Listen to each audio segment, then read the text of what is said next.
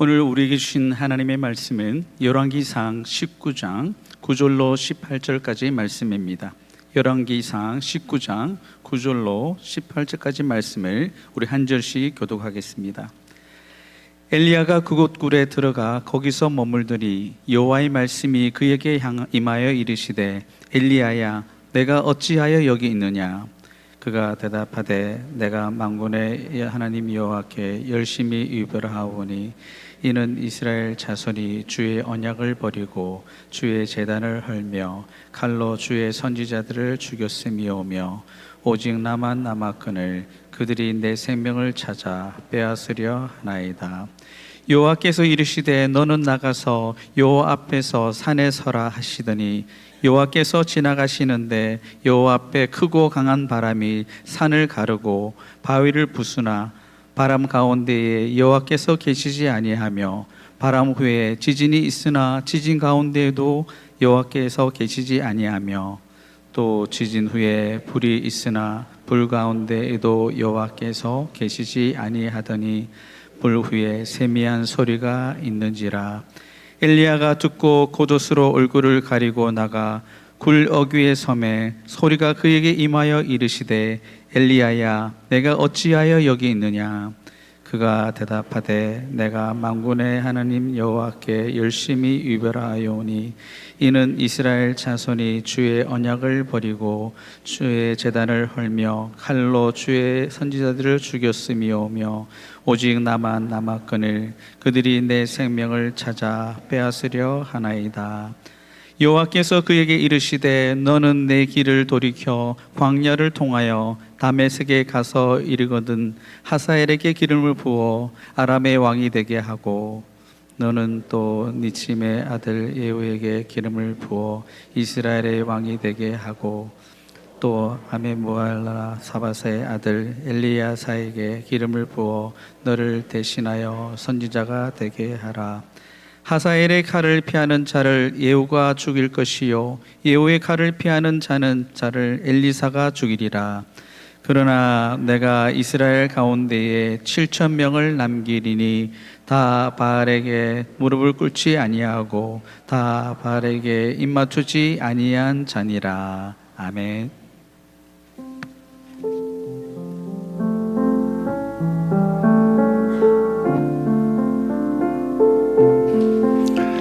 할렐루야. 오늘 주일 예배에 오신 우리 성도님들을 축복합니다. 잘 오셨습니다. 더운 날씨 중에 이렇게 또 하나님 앞에 우리가 예배할 수 있는 기회와 특권이 주어진 거, 이게 놀라운 감사의 은혜인 줄로 믿습니다.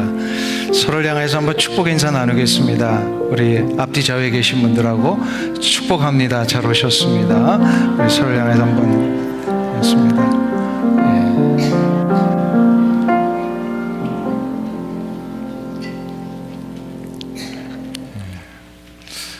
지난주에 우리는 엘리야의 탈진과 영적인 침체가 어떻게 하나님의 위로로 회복되었는지에 대한 이야기를 좀 살펴보았습니다. 그래서 회복은 엘리야의 경우에 있어서 로뎀 나무에서 시작이 돼서 호렙산에서 완성이 되었다, 이렇게 얘기를 했습니다.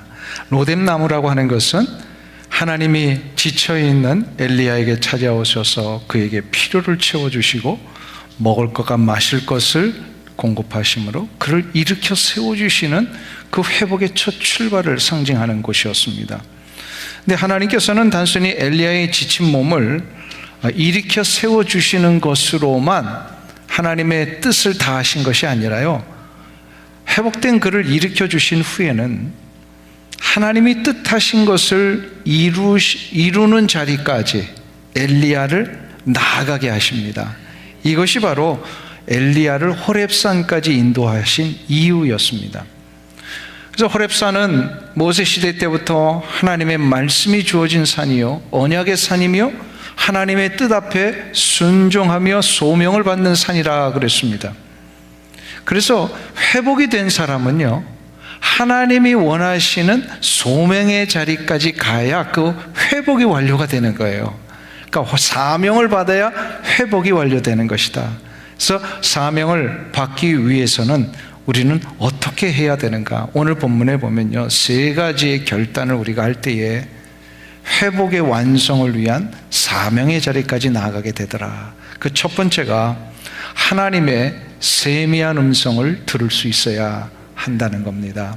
한번 따라하겠습니다. 사명의 완성을 위해서는 하나님의 세미한 음성을 들어야 한다.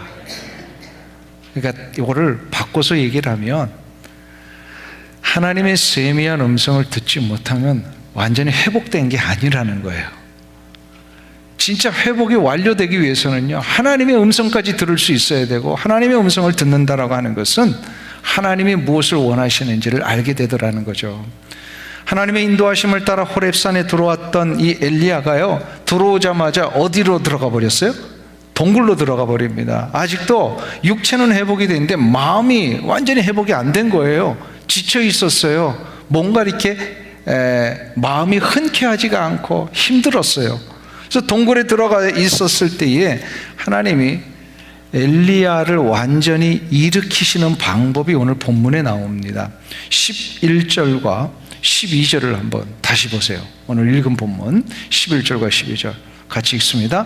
여호와께서 이르시되 너는 나가서 여호와 앞에서 산에 서라 하시더니 여호와께서 지나가시는데 여호와 앞에 크고 강한 바람이 산을 가르고 바위를 부수나 바람 가운데 여호와께서 계시지 아니하며 바람 후에 지진이 있으나 지진 가운데에도 여호와께서 계시지 아니하며 또 지진 후에 불이 있으나 불 가운데도 여호와께서 계시지 아니하더니 불 후에 세미한 소리가 있는지라. 아멘.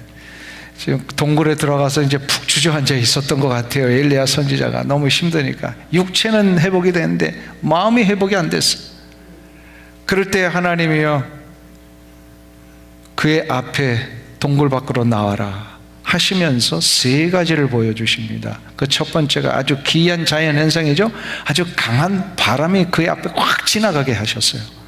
근데 그렇게 지나간 다음에 성경은 뭐라고 기록해요? 하나님이 거기 계시지 아니하셨더라. 두 번째 또 확 그의 앞에 지나간 게 있어요. 지진이 지나갑니다. 근데 지진 후에도 하나님이 계시지 아니하고, 마지막 세 번째로 불이 지나갔는데도 하나님이 계시지 아니하였더라. 이거는요, 성경이 모세 시대와 지금 호렙산에서 일어났던 현상을 대조해 주는 겁니다.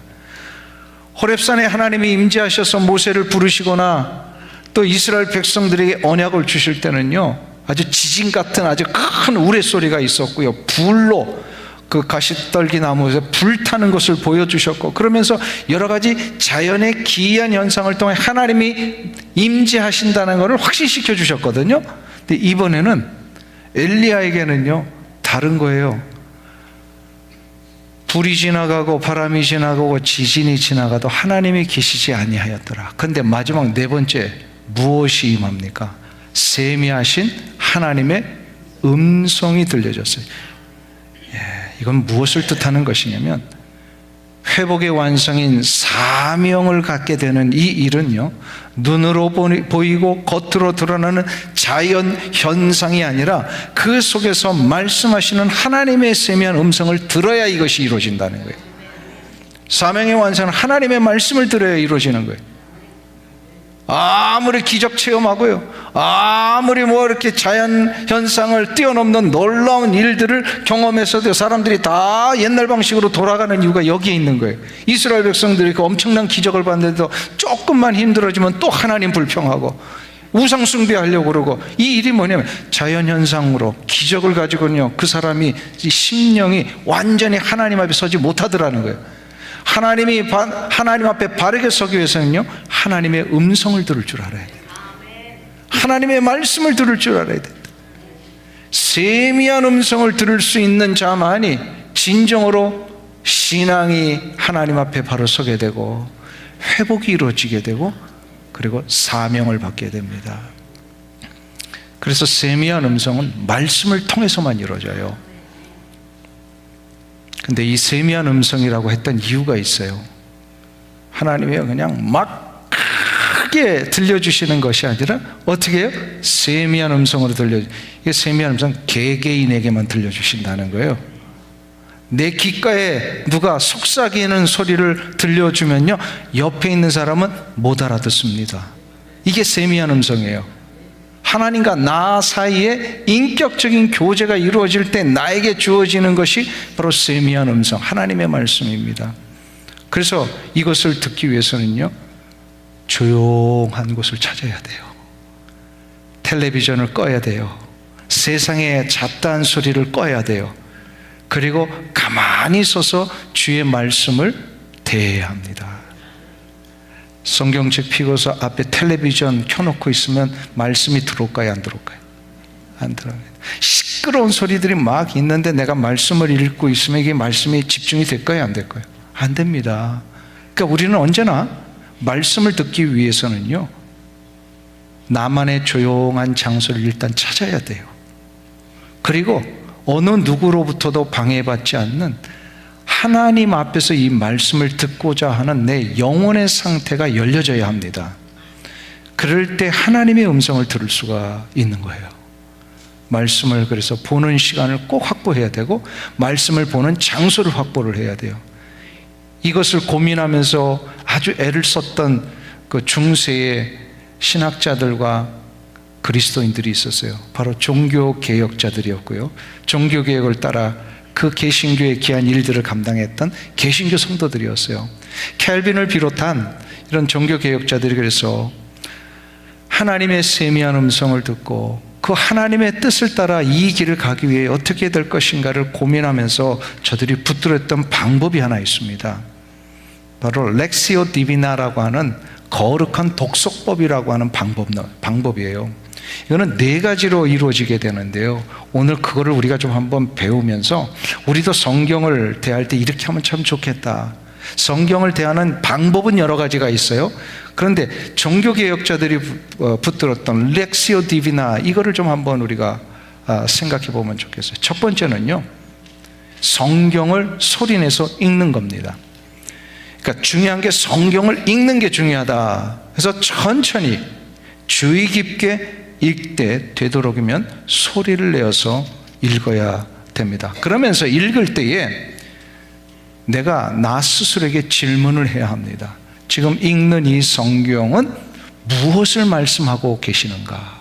이거를 자꾸 내가 질문하면서 성경을 읽을 수 있어야 합니다. 성경을 소리내서 읽는 거를 시편 1편에서는요, 번역을 잘못했어요. 시편 1편에서는 복 있는 사람의 그 길을 갈 때 여호와의 율법을 주야로 묵상하는 자로다, 그렇게 되어 있잖아요. 근데 여기서 번역을 그렇게 아마 안 되는 것 같아요. 히브리어로 하가라고 하는 단어를 썼는데, 하가는요, 소리를 내서 읽는 걸 얘기를 해요. 그러니까 가만히 생각하는 게 아니에요. 소리를 내서 읽어라. 그래서 조금 그때 나중에 이제 기회가 된다면 제가 좀 제안을 하고 싶어요. 여호와의 율법을 주야로 소리내서 읽는 자로다, 이렇게 번역을 해야 원래 맞는 것 같아요. 지금 종교개혁자들이 성경을 가장 먼저 하나님의 말씀으로 대할 때 세미한 음성을 듣기 위한 첫 번째 방법, 바로 읽는 겁니다. 우리가 좀 외워야 돼요. 읽어라, 소리를 내서 읽어라. 근데 두 번째 방법이 있어요. 여기서 진짜 묵상이 이루어져야 합니다. 읽었던 말씀 한 구절 한 단어를 되새김질하면서 곱씹어가지고 내 마음에 새기는 거예요.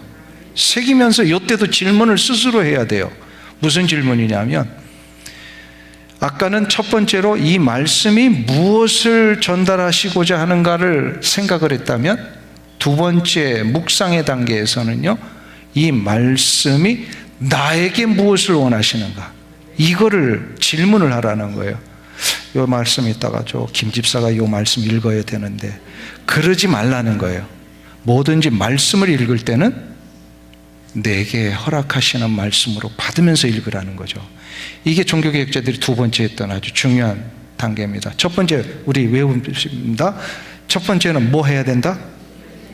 소리내서 읽어라. 두 번째로는 묵상하라. 묵상이라는 것은 곱씹으면서 묵상을 하는데, 이 말씀이 누구에게? 나에게 무엇을 말씀하는가를 꼭 생각하면서 묵상을 해야 합니다. 근데 세 번째 단계가 있어요. 나에게 주시는 이 말씀을 받았다면은 이 말씀의 근거에서 하나님 앞에 우리가 다시금 기도를 올려야 되는데, 기도는 내가 하고 싶은 기도를 하는 게 아니라 내게 주셨던 말씀에 근거해서 하나님의 이 말씀 속에서 내가 무엇을 기도하기를 원하시는가, 이거를 묻고 말씀에 근거해서 기도를 하는 거예요. 그러니까는 기도를, 하나님이 기뻐하시는 기도가 이런 기도예요. 말씀에 근거하여 기도를 하면요, 하나님이 너무 좋아하시는 것 같아요. 왜요? 하나님이 원하시는 기도잖아요. 그렇기 때문에 세 번째 이 기도를 할 수 있어야 됩니다. 그리고 마지막 네 번째로는 바로 이거를 멈춤이라고 해석을 했지만 저는 기다림이라고도 해석해도 틀리지 않다고 생각을 합니다. 네 번째는요, 머뭅이에요. 기다림이에요. 말없이 내가 기도까지 올리고 나서는 잠잠히 하나님의 응답을 기다리는 겁니다. 하나님이 내게 어떻게 응답하시는지, 어떨 때는 아주 큰 감동으로, 하나님이 어떨 때는 내게 아주 그냥 마음에 막 솟아나오는 그런 어떤 열정으로, 그리고 어떨 때는요, 하나님의 그 놀라운 사랑의 날개로 나를 확 덮으시는 것을 느끼게 해주시는 응답으로.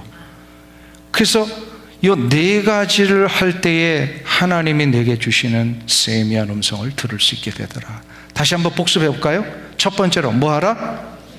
소리를 내서 읽어라. 이거를 라틴어로 렉치오라 그래요. 그리고 두 번째로 뭐 하라? 묵상하라. 메디타치오. 근데 묵상할 때 꼭 어떻게 질문을 하라고요? 나에게 무엇을 말씀하는가. 그리고 세 번째로 기도하라. 근데 무슨 기도예요? 말씀에 근거해서, 이걸 오라치오라 그래요. 말씀에 근거해서 기도하라. 그리고 마지막 네 번째로 어떻게 하라? 예, 멈춰서 기다리라. 기다리라. 이게 컨템플라치오라 그래요. 이 네 가지의 기도를 통하여서 정말로 종교 개혁자들은요, 날마다 하나님의 음성을 듣고 종교 개혁을 실천해 나갔었어요. 그리고 그 말씀에 근거해서, 왜냐하면 이게요, 중세에 교회 다녔던 사람들은 한 번도 이런 걸 해본 적이 없는 거예요. 말씀을 읽을 수도 없었어요. 다 라틴어로 되어 있었고, 그 말씀을 읽는 것이 안 돼 있고요. 캐톨릭 성당에 가면요, 교황이 만들어놓은 이런 교서들을 그냥 읽어주는 거였어요. 그러니까 설교가 다 똑같은 거예요. 참 설교 쉽게 했어요. 신부들은 다 똑같았어요. 그리고 저들은 글자를 모르는 사람이 너무 많으니까, 성경의 말씀이 무엇인지도 모르니까 이거를 하나님과의 어떤 교제하는 방법도 몰랐단 말이에요. 이래서 종교 개혁자들이 이걸 확 바꿔놓는 거예요. 라틴어를 이제 독일어로 번역을 하기도 하고요. 나중에 시간이 되면 이제 영어로 번역이 되기도 합니다. 그러면서 저들의 언어로 이것을 읽으면서 하나님이 주신 말씀을 소리내서 읽고, 그리고 이 말씀이 나에게 무엇을 원하시는 걸 가슴에 새기고 말씀에 의해서 기도하고, 그러면서 기도의 훈련이 되고, 그리고 하나님의 응답의 체험들을 하게 되었습니다. 이거를 거룩한 독서, 렉시오 디비노라고 합니다.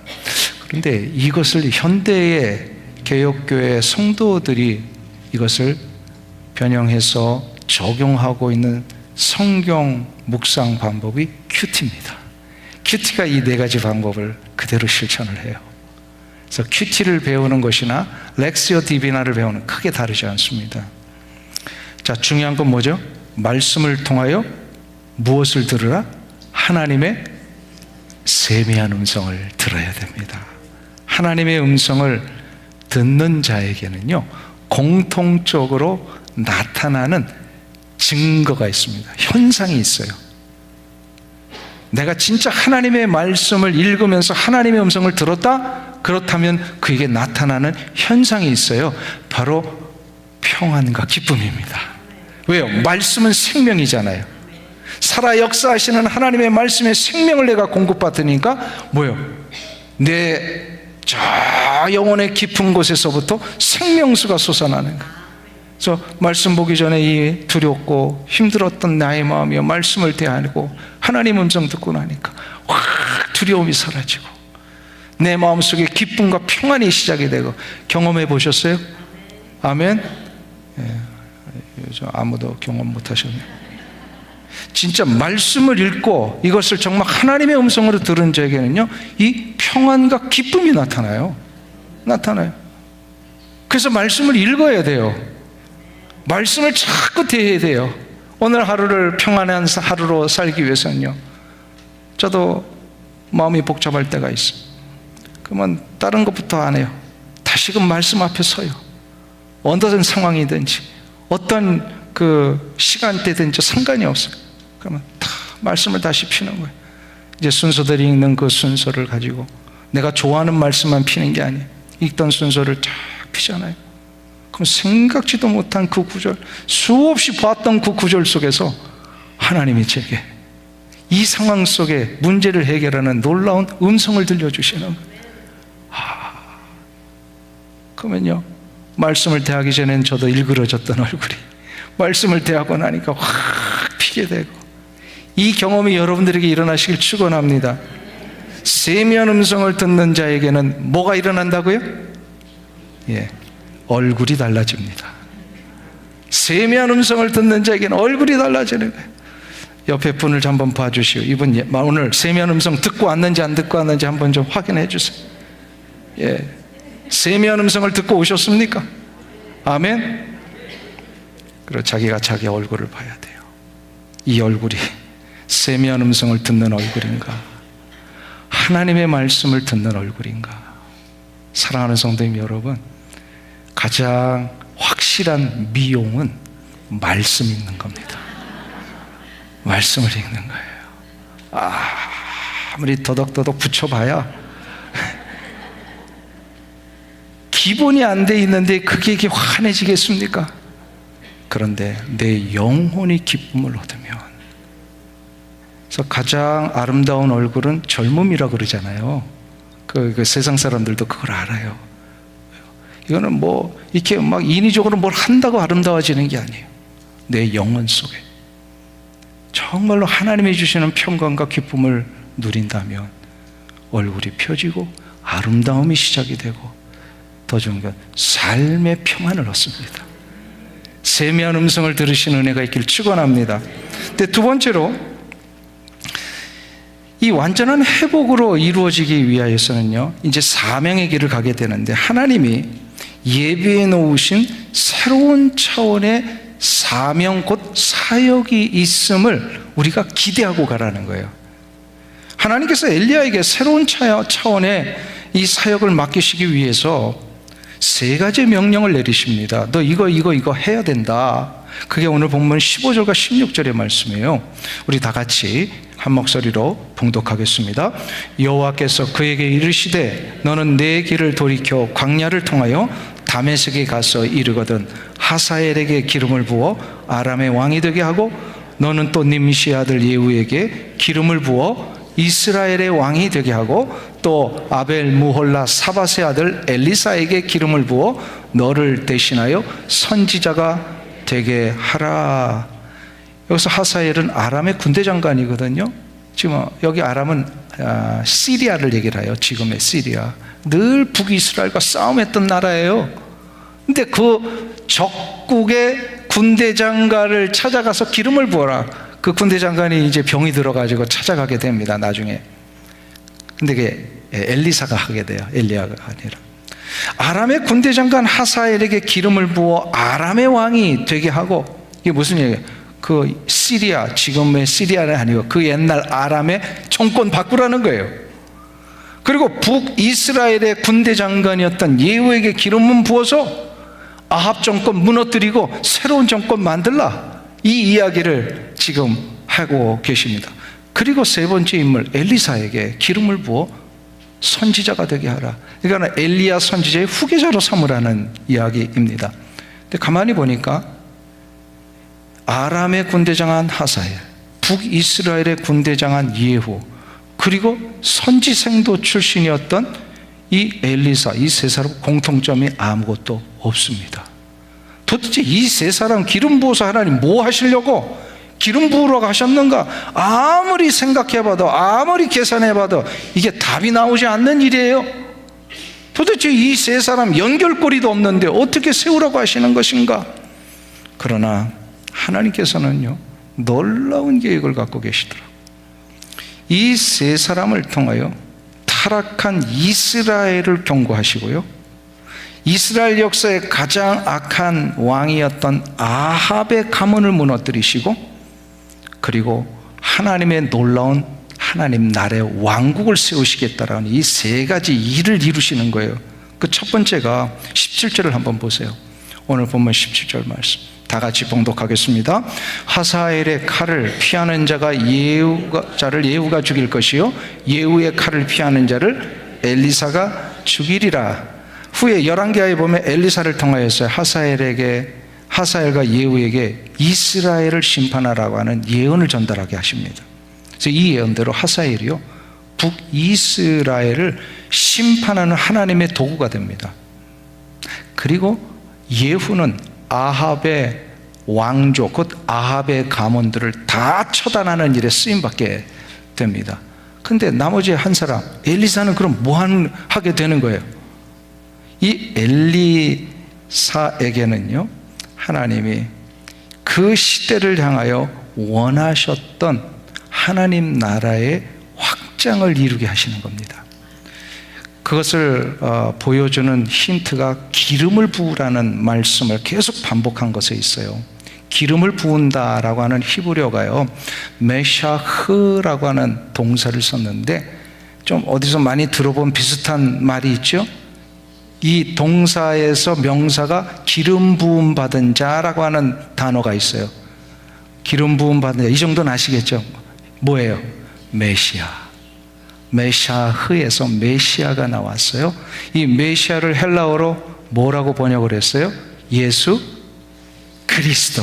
그러니까 메시아, 예수, 그런 뜻이에요. 그리스도가 메시아라는 뜻이에요. 구약에서 왕과 제사장과 선지자는요, 기름을 부어 세웠었습니다. 그런데 그 모든 기름 부음을 역사에서 계속 반복시켜 주셨던 이유는요, 결국은 한 분을 기름 부으시는 것을 미리 보여주시기 위함이었어요. 그 한 분이 누굴까요? 기름 부음 받은 하나님의 아들 예수이십니다. 예수 그리스도를 예비하는 일로 이 일을 우리가 하나님이 쓰셨다라는 겁니다. 예수님은 그래서 이것을 나중에 회당에서 말씀을 펴서 자신에게 적용을 하십니다. 누가복음 4장 18절을 한번 보실까요? 우리 다 같이 한 목소리로 봉독하겠습니다. 주의 성령이 내게 임하셨으니 이는 가난한 자에게 복음을 전하게 하시려고 내게 기름을 부으시고 나를 보내사 포로된 자에게 자유를, 눈먼 자에게 다시 보게 함을 전파하며 눌린 자를 자유케 하고. 지치고 낙심했던 엘리야에게 맡기신 일은요, 사실 메시아의 나라를 준비하고 예비하여 이 거룩한 기름 부으심의 역사를 이루며 나가라 라고 하는 그런 놀라운 하나님의 뜻이었습니다. 이것은 이 시대를 살아가는 우리 모든 왕같은 제사장으로 부름받은 성도들에게 주시는 사명이기도 합니다. 우리가 처한 곳이 어디든지 간에, 아무리 우리가 약한 곳에 처해 있을지라도, 초라한 곳에 있을지라도, 혹은 아무리 화려한 곳에 처해 있을지라도요, 다 하나님이 그 자리로 부르신 이유가 있어요. 이유가 있어요. 왜 글로 부르셨을까요? 바로 이 기름 부음의 사역을 감당하라고. 내가 이미 기름 부음 받은 왕 같은 제사장이잖아요. 그러니까 이 왕 같은 제사장의 역할을 다른 이들에게도 계속해서 나눠주라는 이야기입니다. 그래서 낯선 이민 땅이지만, 아무도 알아주지 않는 나의 삶의 현장이지만, 하나님께서는 나 같은 인생을 통하여 메시아의 나라, 예수 그리스도의 왕국을 세워가는 사명자로 우리를 세우신 거예요. 그래서 사명 중에 가장 중요한 사명은요, 하나님의 나라, 예수님의 나라를 확장시키는 일에 쓰임받는 겁니다. 이것이 바로 교회를 세우신 목적이기도 합니다. 교회는 하나님의 나라를 확장하는 일에 쓰임받아야 합니다. 교회는 나의 위로와 나의 원하는 것을 해소하는 것이 아닙니다. 교회는 하나님의 나라를 확장하는 것입니다. 그러기 위해서는요, 교회에 속해 있는 우리 한 사람 한 사람이요, 하나님의 나라의 확장을 위하여 우리가 다 그 일에 순종하는 길로 나가야 합니다. 그게 바로 뭘까요? 예수 그리스도를 전하는 거예요. 내가 선 곳에서, 나의 가정과 일터 속에서 기름 부음의 사역을 감당하는 게 바로 예수님을 전하는 것이고 영혼을 구원하는 것입니다. 사랑하는 성도님 여러분, 우리가 받은 이 놀라운 역사, 이것이 바로 가을 영혼의 초대를 하는 이유이기도 합니다. 매해 9월 말부터 10월 중순까지 우리가 계속해서 영혼의 초대를 하는 이유가 여기에 있어요. 이 사명을 1년에 한 번쯤은 감당하자는 겁니다. 아직도 예수를 모르는 자, 기름 부음을 받은 것이 무엇인지를 모르는 자들에게 우리가 저들에게 선 곳에서 이 기름 부음의 역사를 전하는 겁니다. 예수님을 전하는 겁니다. 영혼을 구원하는 겁니다. 이제 9월 첫째 주간 되면은 영혼을 작전하게 되는데요, 여러분들에게 간절히 부탁을 드립니다. 지금부터 기도로 준비하셔서 하나님의 그 말씀의 초대에 함께 초대할 수 있는 사람들 마음에 작정하고 저들을 적어내면 하나님이 그 영혼을 정말로 붙들어 주실 줄로 믿습니다. 아직도 예수 믿지 않는 많은 사람들이 있어요. 교회 다녀본 사람들은 많아요. 우리 주변에 보면 교회 다녀본 사람은 많은데 예수를 만난 적이 없는 사람들이 더 많아요. 그러니까 이게 참 문제예요.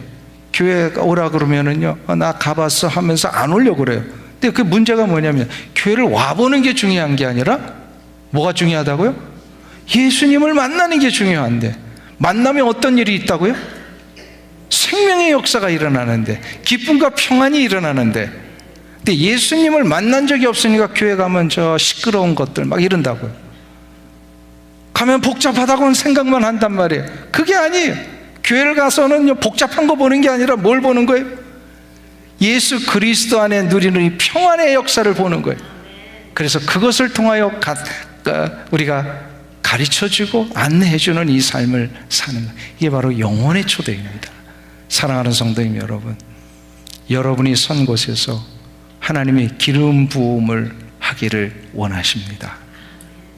가정에서 기름을 부으시고요, 자녀들을 위해 기름을 부으시고 여러분의 일터의 이웃에게 기름을 부으시는 은혜가 있길 주 이름으로 축원합니다. 네, 마지막 세 번째로 사명의 길을 가기 위해서는요, 생각지도 못한 하나님의 은혜가 기다리고 있음을 믿고 가야 합니다. 생각지도 못한 하나님의 은혜가 기다리고 있다. 한번 따라 하실까요? 사명을 감당하기 위해서는 생각지도 못한 하나님의 은혜가 있다. 이거를 우리가 기대하고 믿고 가야 합니다. 하나님께서 엘리야가 호렙산에 도착했을 때 그가 제일 먼저 어디로 가 있다 그랬어요? 동굴로 그냥 다시 들어가 버렸어요. 이때 하나님이요 물으셨어요. 엘리야야, 너가 어찌하여 여기 있느냐? 이 말씀은요, 너가 여기까지 와서 왜 동굴에 숨어 있느냐, 그 정도의 말씀이 아니라, 엘리야야, 너가 지금 여기 호렙산까지 왜 와야 되는지를 알고 있느냐, 이거를 물으신 거예요. 이게 얼마나 중요한 질문인지 하나님이 두 번을 반복하세요. 9절과 13절에서 동굴에서 빼내신 다음에 또다시 물으십니다. 엘리야야, 너가 어찌하여 여기 있느냐? 이거는요, 너가 지금 호렙산에 왜 와야만 되는지를 알고나 있느냐? 그러니까 아직도 이 질문 앞에 정확한 대답을 할 수 없었던 엘리야가 뭐라고 얘기를 해요? 자기의 그냥 힘든 처지를 다시 토로합니다. 하나님, 내가 주를 위해 이렇게 열심히 유별했는데, 이렇게 열심을 했는데도 결과가 뭡니까? 나 혼자입니다. 사람들은 다 사방팔방이 나를 죽이려고 하고요, 이세벨은 사람을 부어서 지금 나를 추적해오고 있습니다. 근데 나 혼자 이거 이제 어떻게 감당하라고요? 그러면서 오직 나만 남았거늘 그들이 내 생명을 빼앗으려 하나이다. 이 고백을요 동일하게 2번이나 해요. 이건 무슨 얘기입니까? 엘리야의 마음속에요 큰 부담이 있었어요. 하나님, 내가 사명자로 선지자로 살아야 되는 거 압니다. 근데 이제는 혼자 아닙니까? 이 부담이 되는 거예요. 혼자 어떻게 이걸 감당하라고 하십니까? 그리고 죽음의 위협 앞에 두려움이 있었어요. 이게 엘리야의 실은 솔직한 고뇌입니다. 하나님은 이 엘리야의 고뇌와 탄식을 알고 계셨어요. 그래서 마지막으로 한 가지를 확신시켜 주십니다. 그게 18절이에요. 오늘 본문 18절을 다 같이 한 목소리로 봉독하겠습니다. 그러나 내가 이스라엘 가운데에 7,000명을 남기리니 다 바알에게 무릎을 꿇지 아니하고 다 바알에게 입맞추지 아니한 자니라. 아멘. 너 혼자 남았다고? 너 혼자 감당할 것 같다고 이렇게 힘들어하느냐? 걱정하지 마라. 내가 바알에게 무릎 꿇지 않은 7천을 남겨놓았다. 이것이 바로 하나님이 우리에게 주시는 약속입니다. 우리는 결코 혼자 남았다고 속단해서는 안 됩니다. 우리가 모르는 가운데 하나님은 신실하시기에 변함없이 하나님의 놀라운 일들을 지금 진행하고 계셨습니다. 내가 못 보는 거예요. 하나님은 지금 하고 계셨어요. 아무리 믿음이 컸던 이 엘리야 선지자, 이스라엘 역사의 모세 다음으로 아주 놀라운 능력을 발휘했던 선지자가 엘리야 선지자, 그런 엘리야 선지자조차도요 하나님의 뜻을 다 알 수 없었어요. 이게 인간이에요. 아무리 능력이 많아도요 하나님의 뜻은 다 알 수 없었어요. 그러니까 우리는 뭘 해야 돼요? 그 뜻이 무엇인지를 모르지만 뜻이 있다는 것을 믿고 가라는 거예요. 그래서 힘들고 어려울 때, 문제가 잘 안 풀릴 때 있잖아요. 그러면 우리는 어떻게 자꾸 다짐하냐면 무슨 뜻이 계시겠지. 그게 뭔지는 몰라요. 그러나 무슨 뜻이 계시겠지. 한번 따라하겠습니다. 무슨 뜻이 계시겠지. 분명히 뜻은 계세요. 하나님은 지금 뭔가를 준비하고 계셨어요. 그래서 그거를 우리가 미처 깨닫지도 못했지만 하나님은 감추어 놓으신 놀라운 일들을 진행하고 계시다는 것을 믿고 기대하며 가야 합니다. 그러니까 지금 눈에 보이는 현상이 전부가 아닙니다. 지금 내게 물리적으로 주어진 이 환경이 전부가 아닙니다. 눈에 보이지 아니하는 7천을 하나님은 준비하고 계십니다. 믿으십니까?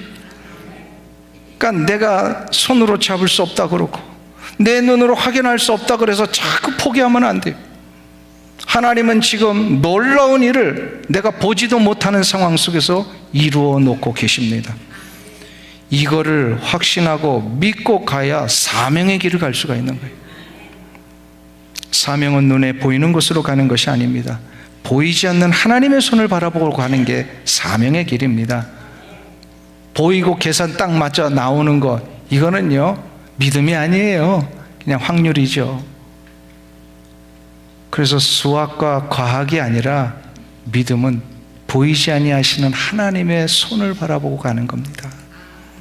이것을 믿고 갈 때 하나님이 은혜를 다시 부어주세요. 로마에 가보면, 지금 터키에도 그런 흔적들이 있습니다만요, 초대교회 성도들이요 이 로마 정부로부터 예수 믿는 것 때문에 엄청난 억압과 이 핍박을 받았잖아요. 그래서 저들이 그 핍박을 피해서 숨어 들어간 것이요 지하 무덤이었어요. 무덤을 그때는요 무덤을 팠어요. 그 땅을 파가지고 4층, 5층, 어떨 때는 7층까지도 있는 그런 무덤들이 지금 터키에도 많아요. 근데 로마에도 그런 것이 있어요. 그거를 로마에서는 카타콤이라고 부릅니다.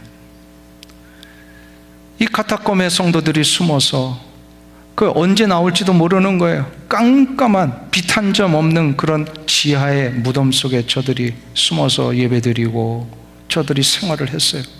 그러니 얼마나 낙심이 되겠습니까? 언제나 이곳을 나갈까? 이거를 사도 바울이 알았어요. 그래서 로마에 있는 성도들에게 편지를 썼는데 저들을 위로하면서요 그 로마의 성도들에게 로마서 8장 24절과 25절에 아주 놀라운 기독교 2000년 역사에 모든 성도들이 붙들어 아주 중요한 원리를 하나 저들에게 약속을 합니다. 하나님의 사도 바울을 통하여 주신 약속이에요.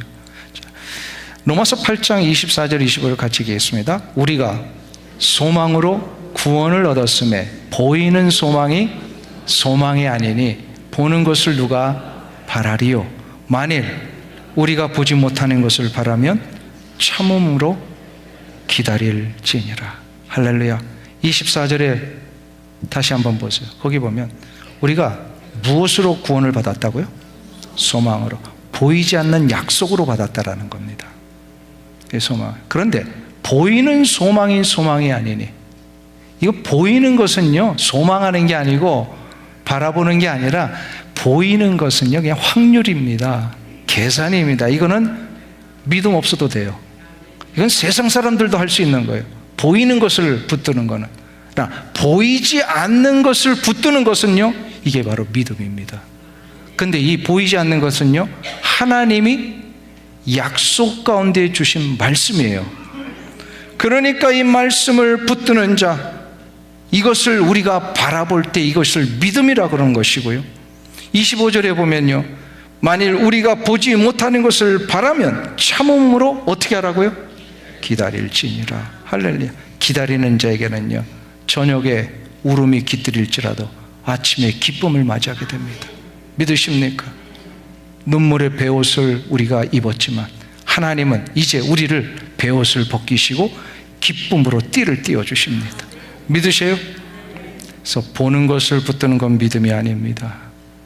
보이지 않는 것을 언약의 약속 가운데 붙들고 나갈 때에 하나님은 우리 눈에 보이지 않고 감추어 놓으셨던 놀라운 역사들을 지금도 진행하고 계심을 우리로 하여금 깨닫게 해주실 겁니다. 이거를 나갈 때 하나님은 은혜를 부어주세요. 다시금 은혜가 시작이 될 거예요. 그래서 은혜를 날마다 새롭게 받으며 이 길을 끝까지 걸어가시는 여러분들 되시길 주의 이름으로 축원합니다. 우리 찬양을 좀 같이 한번 불렀으면 좋겠습니다. 다 아시는 찬양인데요, 은혜 아니면 살아갈 수가 없네. 하나님의 은혜를 날마다 새롭게 받아야 돼요. 날마다 하나님의 은혜를 우리가 공급받아야 이 길을 갈 수가 있습니다. 오직 예수뿐이네. 이 찬양 같이 부릅니다.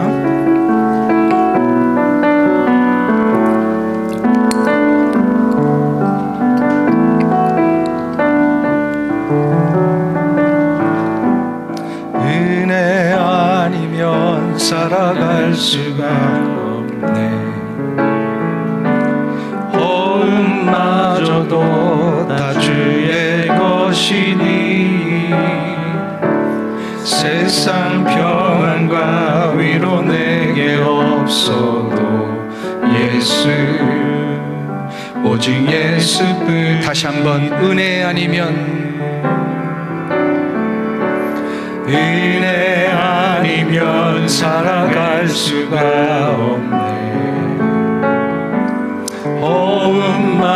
호흡마저도 다 주의 것이니 세상 평안과 위로 내게 없어도 예수, 오직 예수뿐이네. 크신 계획, 크신 계획 다 볼 수도 없고 작은 고난에 지쳐도 주께 묶인 나의 모든 삶 버티고 견디게 하시네. 은혜 아니면 살아갈 수가 없네. 나의 모든 것 다 주께 맡기니 참된 평안과 위로 내게 주신 주 예수, 오직 예수뿐이. 예수, 오직 예수뿐이네. 예수, 오직 예수뿐이네.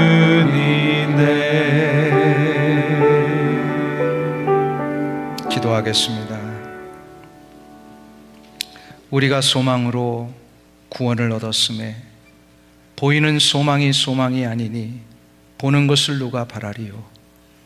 만일 우리가 보지 못하는 것을 바라면 참음으로 기다릴지니라.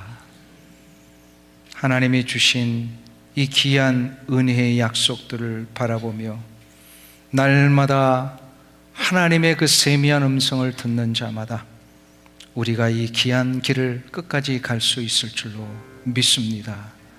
하나님, 저녁에 울음으로 잠자리에 들었지만 다 아침에는 기쁨으로 맞이하는 우리 성도들 되게 하여 주시옵소서. 아무리 슬픔과 고통과 아픔이 진하게 올지라도 그것을 변하여 춤이 되게 하시는 하나님, 베옷을 벗기고 기쁨으로 띠띠우시는 하나님의 역사를 바라보며 끝까지 이 길을 가게 하여 주시옵소서. 예수님의 이름으로 기도하옵나이다. 아멘.